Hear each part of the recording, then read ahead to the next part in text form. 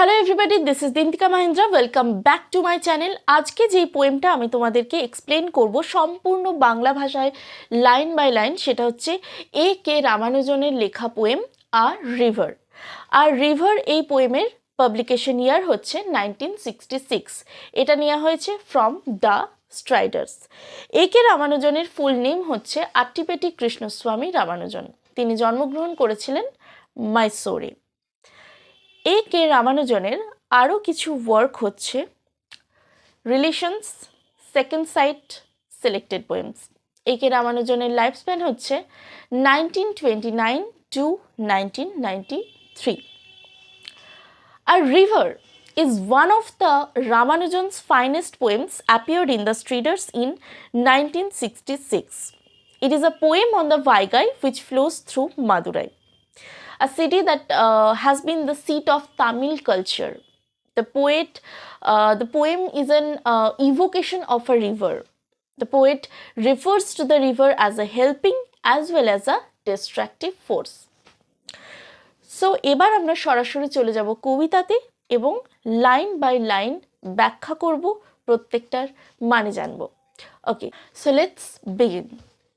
In Madurai, city of temples and poets.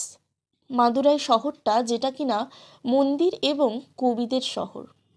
Who sang of cities and temples. Who বলতে এখানে আগের লাইনে বলা পোয়েটসদের কথা বলা হয়েছে, যারা শুধুমাত্র শহর এবং মন্দিরের গান গায়, অর্থাৎ শহর এবং মন্দিরের নিয়ে কবিতা লেখে।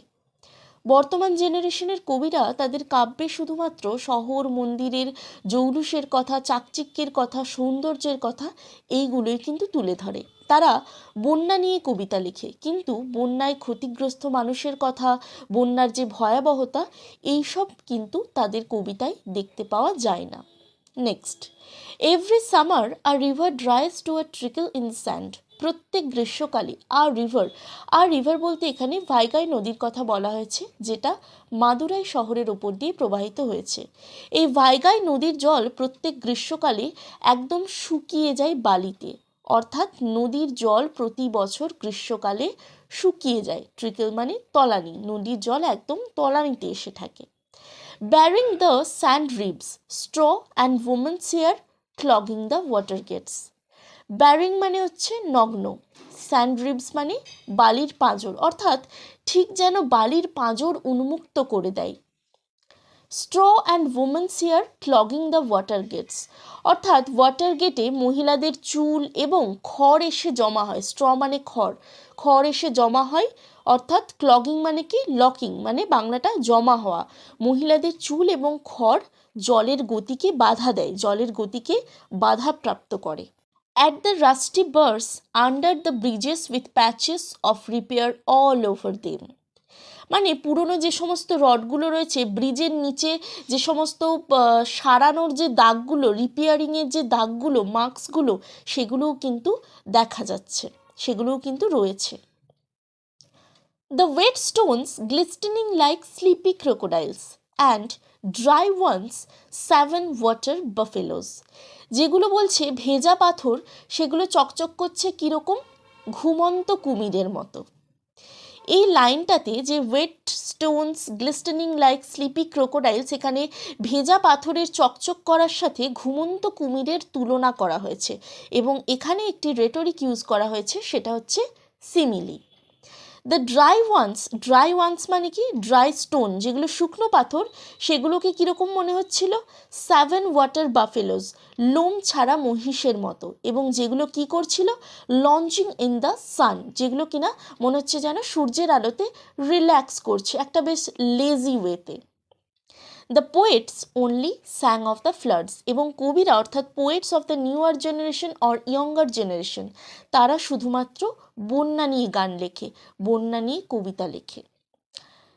হি ওয়াজ দেয়ার ফর আ ডে, এখানে হি বলতে one of the poet of the younger জেনারেশনের কথা বলা হয়েছে। সে সেখানে একটা দিনের জন্য ছিল। When they had the floods, যখন সেখানে বন্যা ছিল। এখানে হোয়েন দে মানে কি, ওইখানকার কমন পিপল, অর্থাৎ common people of flood affected area. People everywhere talked of the inches rising, মানুষজনেরা চারিদিকে কথাবার্তা বলছিল যে ইঞ্চি ইঞ্চি করে কিন্তু জল বাড়ছে। Of the precise number of COBOL steps, অর্থাৎ ধোপারা যেখানে কাচাকুচি করে সেই ধাপগুলোও কিন্তু একটা একটা করে ডুবে যাচ্ছে। Run over by the water, rising on the bathing places, স্নান করার যে সমস্ত জায়গাগুলো সেখানেও কিন্তু জল উপচে পড়ছে। And the way it carried off 3 village houses, 1 pregnant woman and a couple of cows named Gopi and Brinda as usual.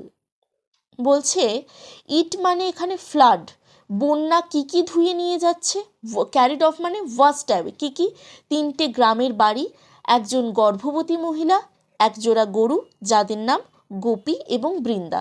Gopi এবং বৃন্দা এই দুটো নাম দিয়ে কিন্তু ইন্ডিয়াননেস বোঝানো হয়েছে।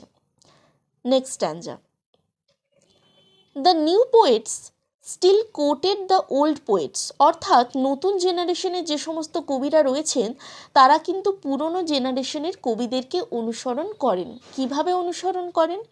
পুরনো জেনারেশনের কবিরা যেভাবে কবিতা লিখতেন, যারা যেই বিষয়গুলোকে তাদের কবিতার মধ্যে তুলে ধরতেন, হুবহু কিন্তু নতুন জেনারেশনের কবিরাও সেটাই করছেন। অর্থাৎ নতুন জেনারেশনের কবিদের মস্তিষ্ক প্রসূত কোনো আইডিয়া নেই, অর্থাৎ তারা নিজেদের মতো করে কিছু কবিতা লিখছে না।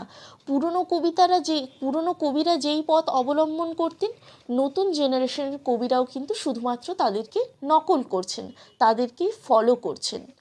But no one spoke in verse, কিন্তু কেউ তাদের কবিতায় উল্লেখ করে না of the pregnant women drowned, ওই ডুবে যাওয়া প্রেগনেন্ট মহিলাটার কথা, ওই ডুবে যাওয়া গর্ভবতী মহিলাটার কথা। With perhaps twins in her, হয়তো যার পেটে যমজ বাচ্চা ছিল। Kicking at black walls even before birth, kicking at black walls, very very important line. এখানে ব্ল্যাক ওয়ালস বলতে কিন্তু মাদার ওম্বের কথা বলা হচ্ছে। তারা হয়তো সেই যমজ বাচ্চা দুটো হয়তো লাথি মারতো তাদের মায়ের পেটে জন্মাবার পূর্বে। লাস্ট স্ট্যাঞ্জাতে এবার আমরা চলে এসেছি। এখানে বলছেন he said the river has water enough to be poetic, কবি বলছেন যে কাব্যের জন্য নদীতে প্রচুর জল ছিল। About only once a year, প্রতি বছরই এরকম ঘটনা হয়েই থাকে। অ্যান্ড দেন, এবং তারপর ইট ক্যারিজ অ্যাওয়ে, এটা ভাসিয়ে নিয়ে যায়, অর্থাৎ বন্যা ভাসিয়ে নিয়ে যায়। In the first half hour, প্রথম আধ ঘন্টায় কি 3 ভিলেজ হাউসেস, 3টে গ্রামের বাড়ি, আ কাপল অফ কাউস, একজোড়া গরু, নেমড গোপী অ্যান্ড বৃন্দা, যাদের নাম গোপী এবং বৃন্দা, অ্যান্ড 1 প্রেগনেন্ট উমেন, এবং একজন গর্ভবতী মহিলা, এক্সপেক্টিং আইডেন্টিক্যাল টুইন্স, এবং আশা করা যায় কি তার মধ্যে যমজ সন্তান বড় হচ্ছিল। With no moles on their bodies, এবং হয়তো তাদের শরীরে এমন কোনো তিল ছিল না যাতে করে তাদেরকে আলাদা করা যায়। With different colour diapers to tell them apart, হয়তো তারা জন্মালে হয়তো তাদেরকে আলাদা আলাদা রঙের দুটো ডাইপার পরানো হতো যাতে করে তাদেরকে চিহ্নিত করা যায় যে কে কোনটা। এখানেই কিন্তু কবিতাটি শেষ হচ্ছে। সো আই হোপ পোয়েমটা তোমাদের কাছে ক্লিয়ার হয়ে গেছে। এরকম আরও নতুন নতুন ভিডিও পাওয়ার জন্য কিন্তু আমার চ্যানেলটাকে সাবস্ক্রাইব করতে হবে। আর এই ভিডিওটা ভালো লাগলে বন্ধুদের মধ্যে অবশ্যই শেয়ার করে দিও। পরবর্তী ক্লাসের ভিডিও নিয়ে আমি আসতে চলেছি খুব তাড়াতাড়ি। ততক্ষণের জন্য বাই বাই।